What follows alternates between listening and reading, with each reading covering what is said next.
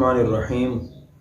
معاملات کی درستگی کا بیان چل رہا ہے۔ معاملات درست طریقے سے انجام دینے کے لیے سب سے پہلے جس چیز کی ضرورت ہے وہ سچائی ہے، صدق اور سچائی۔ جتنے بھی دنیا کے مذاہب ہیں اور جتنے بھی طبقات کے لوگ ہیں، اچھے ہیں یا برے ہیں، وہ سب کا سب سچائی کے اچھے ہونے پر متفق ہیں۔ سارے انبیاء علیہ السلام سچے تھے، نبی کریم صلی اللہ علیہ وسلم بھی سچ بولتے تھے، اور اللہ کی ذات بھی سچی ہے۔ اللہ تعالیٰ نے خود قرآن کریم میں ارشاد فرمایا، وَمَنْ أَصْدَقُ مِنَ اللَّهِ قِيلًا، اللہ ذرا سچا کون ہو سکتا ہے۔ اور ابراہیم علیہ السلام کے بارے میں فرمایا کہ وَاذْكُرْ فِي الْكِتَابِ إِبْرَاهِيمَ إِنَّهُ كَانَ صِدِّيقًا نَبِيًّا، اس کتاب میں ابراہیم کا تذکرہ کیجئے، بے شک وہ سچے نبی تھے۔ اور نبی کریم صلی اللہ علیہ وسلم کی سچائی اور امانت داری اتنی مشہور تھی کہ غیر مسلم بلکہ آپ کے جو دشمن تھے وہ بھی اس کا اعتراف کرتے تھے، اور مجبور ہو کر انہوں نے لقب دیا تھا کہ آپ صادق بھی ہیں اور امین بھی ہیں۔ صادق کا مطلب سچے ہیں، امین کا مطلب امانت دار ہیں۔ اس لیے کہ مسلمان کو ان صفات کی حقانیت پر اور ان کے صحیح ہونے پر یقین ہونا چاہیے۔ افسوس یہ کہ بہت سے مسلمان آج یہ سمجھتے ہیں کہ جھوٹ کے بغیر تو کام ہی نہیں چلتا، جھوٹ بولنا تو ضروری ہے۔ حالانکہ یہ غلط ہے۔ جو اللہ کی صفت ہے، اللہ کے تمام انبیاء علیہ السلام کی صفت ہے، نبی کریم صلی اللہ علیہ وسلم کی جو صفت ہے، فرشتوں کی صفت ہے، تو وہ کیسے غلط ہو سکتی ہے؟ اور اس کے مقابل جو بری خصلت ہے وہ کیسے صحیح ہو سکتی ہے؟ یعنی جھوٹ کبھی صحیح نہیں ہو سکتا۔ آپ خود سوچیں، اگر کوئی آدمی آپ سے جھوٹ بولے کہ آپ اس سے خوش ہوں گے؟ اگر وہ سچ بولے کہ آپ اس سے ناراض ہوں گے؟ نہیں، اس کے برعکس ہوگا۔ سچ بولنے والے سے دل خوش ہوتا ہے اور جھوٹ بولنے والے سے دل ناراض ہو جاتا ہے۔ اس لیے سچائی میں نجات ہے۔ نبی کریم صلی اللہ علیہ وسلم نے اس لیے ارشاد فرمایا، علیکم بالصدق فإن الصدق یہدی الی البر وإن البر یہدی الی الجنہ۔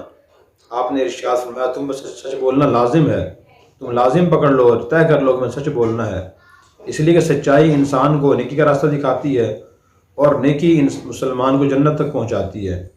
پھر فرمایا کہ ایاکم والکذب، فرمایا کہ جب انسان مسلسل سچ بولتا رہتا ہے تو اللہ تعالیٰ فرشتوں کو فرما دیتے ہیں کہ اس مسلمان کا نام سچوں کی فہرست میں لکھ دو۔ اور پھر آپ نے فرمایا کہ تم خود کو جھوٹ سے بچاؤ، اس لیے کہ جھوٹ فإن الکذب یہدی الی الفجور، جھوٹ انسان کو برائی کی طرف لے جاتا ہے، وإن الفجور یہدی الی جہنم، اور جو برائی ہے وہ انسان کو جہنم کی طرف لے جاتی ہے۔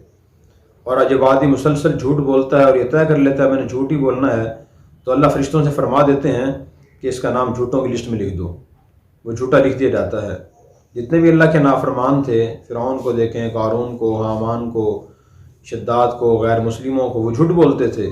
تو جھوٹ بولنا اللہ کے نافرمانوں کی خصلت ہے، سچ بولنا اللہ کی، انبیاء علیہ السلام کی، فرشتوں کی، ہر دور کے سمجھدار نیک لوگوں کی خصلت اور عادت ہے۔ اس لیے ہمیں سچائی اختیار کرنی چاہیے۔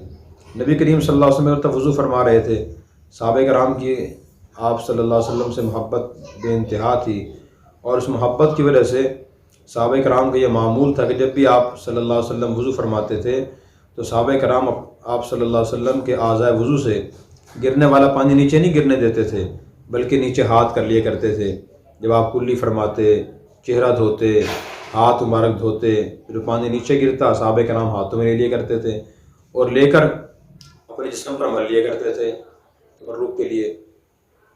ایک مرتبہ صحابہ کرام یہی کام کر رہے تھے، نبی کریم صلی اللہ علیہ وسلم نے ان سے پوچھا، ما یحملکم علی ھذا، تمہیں اس کام پر کون سی چیز آمادہ کر رہی ہے، ابھار رہی ہے، یہ کام تم کیوں کر رہے ہو؟ تو انہوں نے عرض کیا، حب اللہ و رسولی، اللہ اور اس کے رسول کی محبت کی وجہ سے ہم یہ کام کر رہے ہیں۔ تو آپ نے ارشاد فرمایا، من سرہ ان یحب اللہ و رسولہ اور یحب اللہ و رسولہ، جو آدمی یہ چاہتا ہے، پسند کرتا ہے کہ اللہ اور اس کے رسول سے محبت کریں، یا وہ دعویٰ کرتا ہے کہ اسے اللہ اور اس کے رسول سے محبت ہے، تو پھر فرمایا کہ فلیصدق حدیثہ اذا حدث، جب بھی وہ بات کرے سچ بولے، جب بھی بات کرے، جب بھی زندگی بھر سچ بولے۔ ولیؤدی امانۃ اذا اؤتمن، جب اس کے پاس امانت رکھوائی جائے تو امانت کو صحیح طریقے سے ادا کرے، اس میں خیانت نہ کرے۔ اس حدیث سے معلوم ہوا کہ اللہ کے نبی صلی اللہ علیہ وسلم سے محبت کرنے کا معیار اور پیمانہ اللہ کے نبی کے نزدیک یہ ہے کہ انسان سچ بولتا ہو. جو سچ بولتا ہے پھر کہتا ہے مجھے اللہ اور اس کے رسول سے محبت ہے، اس کی بات درست نہیں، دعویٰ غلط ہے. اسی طرح قرآن کریم میں اللہ کے اور انبیاء علیہ السلام کی صفات بیان کی گئی ہیں کہ وہ سچے تھے. صادق الوعد وکان رسول النبی، یا وعدے کے سچے تھے، اسماعیل علیہ السلام کے بارے میں ہے. اور اسی طرح پھر سچائی ہمیں کیسے حاصل ہوگی؟ اللہ تعالیٰ نے قرآن کریم میں اس کا طریقہ بتا دیا. یا ایھا الذین آمنوا اتقوا اللہ وکونوا مع الصادقین، اے ایمان والو تم اللہ سے ڈرو اور سچے لوگوں کے ساتھ رہو. جو اپنی بات اور عمل میں سچے ہیں، جب انسان ان کے ساتھ رہتا ہے پھر انسان سچ بولنے کی توفیق ہوتی ہے. اور جب انسان جھوٹوں کے پاس رہتا ہے، جھوٹ بولتا رہتا ہے، پھر انسان جھوٹا بن جاتا ہے. تو یاد رکھیے جھوٹ بولنا کبیرہ گناہ ہے، بڑے گناہوں میں سے ہے. اور جب انسان جھوٹ بولتا ہے تو حدیث میں آتا ہے اس کے منہ سے ایک بو نکلتی ہے، اس سے رحمت کے فرشتے میلوں دور چلے جاتے ہیں. اور سچ بولنا فرض ہے. اللہ تبارک و تعالی ہمیں ان باتوں پر یقین نصیب فرمائے اور سچائی کی صفت اپنے اندر پیدا کرنے کی توفیق عطا فرمائے. آخری بات ایک اور ذہن میں آ گئی، سچائی کا بڑا فائدہ یہ ہے سچے شخص پر لوگ اعتماد کرتے ہیں. اور جو آدمی سچا نہ ہو اس پر کوئی بھی اعتماد نہیں کرتا. اس کی اولاد اس پر اعتماد نہیں کرتی، اس کے بہن بھائی اس پر اعتماد نہیں کرتے، اگر وہ دکاندار تو گاہک اس پر اعتماد نہیں کرتے، اور اگر وہ گاہک ہے تو دکاندار اس پر اعتماد نہیں کرتا، اپنے اور غیر کوئی اس پر جھوٹے پر اعتماد نہیں کرتا. آج آدمی شکوہ کر رہا ہوتا ہے معلوم نہیں لوگ مجھ پہ اعتماد کیوں نہیں کرتے، میری اولاد بھی اعتماد نہیں کرتی. اس کی وجہ یہ ہوتی ہے کہ انسان جھوٹ بولتا ہے اور سب کو معلوم ہوتا ہے کہ یہ جھوٹ بولتا ہے، پھر لوگ اس پر اعتماد نہیں کرتے. وعدہ کرتا ہے جھوٹا وعدہ کرتا ہے، کوئی پیغام دیتا ہے جھوٹا دیتا ہے، کوئی بات کرتا ہے جھوٹ بولتا ہے. اس لیے اپنا اعتماد لوگوں پر بحال کرنے کے لیے ضروری ہے کہ انسان سچائی کا راستہ اختیار کرے. اللہ عمل کرنے کی توفیق عطا فرمائے. Subscribe now and press the bell icon. Never miss an update.